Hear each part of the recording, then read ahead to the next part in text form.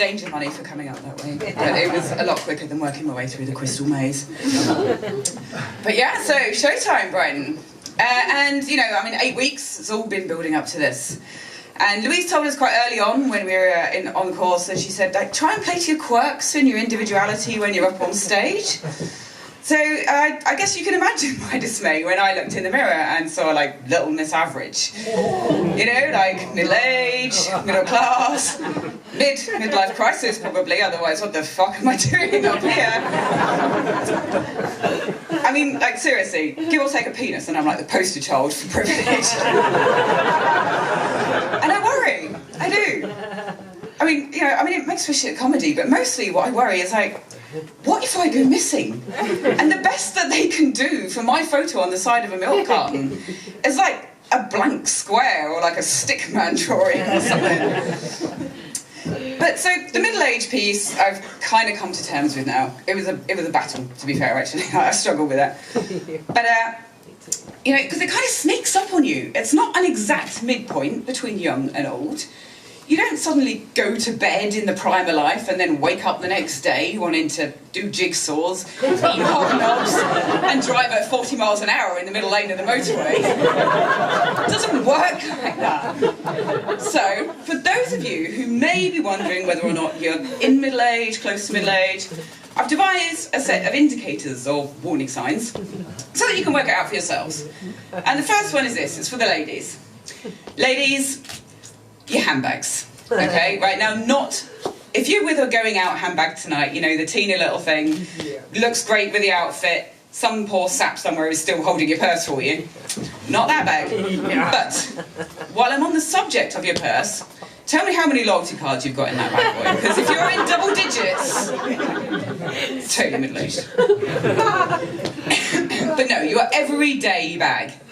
Now, if when you look in this bag, you can describe any part of the contents as spare, then I've got some bad news for you, ladies. And what I mean is, like, spare key in case somebody locks themselves out, spare cardigan in case somebody gets cold, spare underwear in case somebody has an unexpectedly big sneeze. It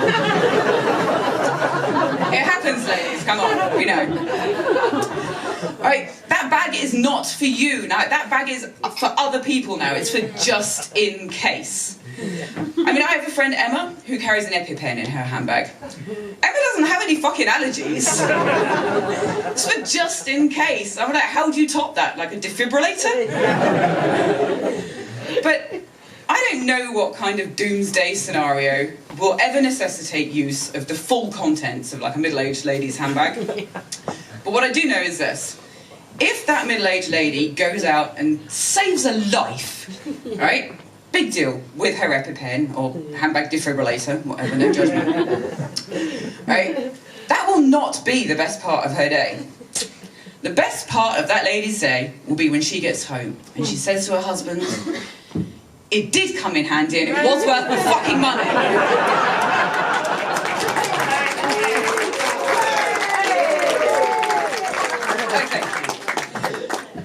But I think the truest indicator of middle age is actually your underwear. But unlike the handbag exercise, we're not getting that out and rummaging around in the contents in here, people. Not that kind of show. Not that kind of show. But yeah, so it works in opposite directions for men and women. For women, underwear in your middle age starts to get bigger and bigger and bigger. Right, to the point where you wonder whether it's worth wearing a bra at all, or you're just going to pull those bad boys up and go for a twofer. I mean, that is why our handbags are so big, I'm telling you now. But no, it's pretty much like the size of a king-size duvet. And for men, obviously, they start to need a bit more support. So, bye-bye boxers and hello budgie smugglers. And I mean, you're all laughing, so maybe you know what budgie smugglers are, but for those who are uninitiated in the audience, I'm talking about the kind of pants that are so fucking tight that you can tell the star sign of a guy from like 20 metres away. They're obscene. And see, here's the thing, right? Middle-aged couples getting down to a night of passion, by the time they get down to their underwear, they're in the danger zone, people.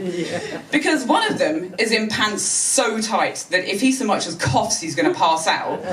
And the other one's just gone missing. I mean, and that is middle age, when the fire brigade have to be called to rescue you from your own pants. But yeah, so, I mean, as I have got older, I've noticed that certain things, they're more difficult to do, like organising groups of your friends to get together takes anywhere between 6 and 37,000 weeks. So you do more things on your own. And for me, that means kind of less shopping trips, more internet shopping. It's all right, because I love internet shopping. And actually, maybe a little bit too much. But I only realise this now. There were signs. I mean, like, so, you know, when I went onto Amazon, for example, and you know when it gives you the recommendations based on your previous purchases. Well, Amazon recommended to me that I get help and seek therapy. And the other sign was when my boyfriend said he was leaving me. Rude, right? But no, it was honestly the biggest argument we've ever had in our whole life. He was raging, screaming at me, "You just waste fucking money, you're out of control, I don't know what you're doing." And my first instinct was to tell him to fuck off, obviously. I was like, no, you're wrong.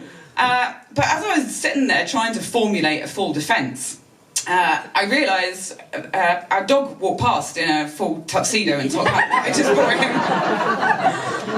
him. Never has an argument been won so quick. But I haven't entirely forgiven my boyfriend. I can't help it. I hold grudges, right? You know, people do or they don't. But it's okay, I've got it figured out. Because, you know when I was talking earlier about the milk carton photo being really nondescript? Same for my wanted poster. So, given that my boyfriend is somewhere in the audience tonight, I just want to tell you, babe, they will never fucking find me.